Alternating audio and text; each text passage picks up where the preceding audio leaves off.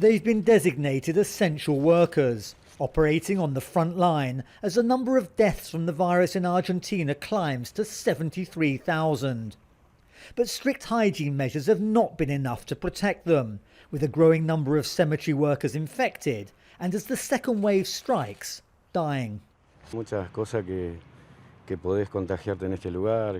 There are many things that can infect you in this place. On top of it all, we have COVID too, and that's unhealthy.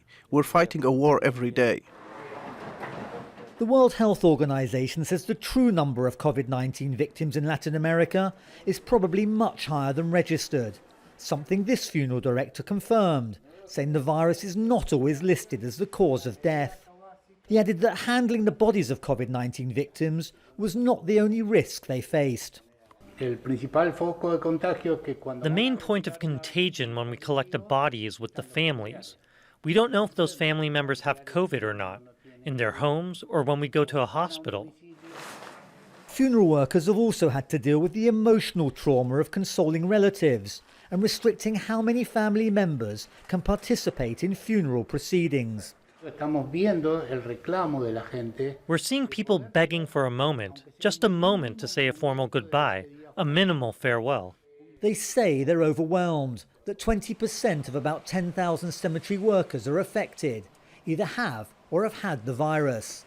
Another 10% can't work since they're considered vulnerable. We don't normally talk about death until we have to. Cemetery workers, essential workers, are used to that.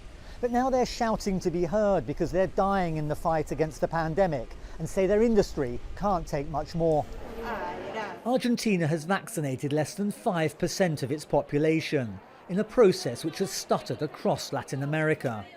But cemetery workers say it's not enough to be designated essential workers if they're not given the greater protection vaccines can offer. What we're asking for is absolutely just, and I hope they listen to us, that they see us, please.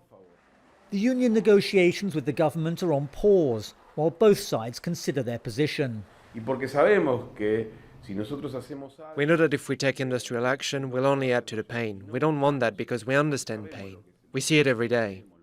As the second wave hits and with vaccines in short supply, governments across Latin America are imposing yet more unpopular lockdowns to try to alleviate the strain on an already overburdened infrastructure. Those on the front line keep working, but say they can't take much more. Daniel Schweimer, Al Jazeera, Buenos Aires.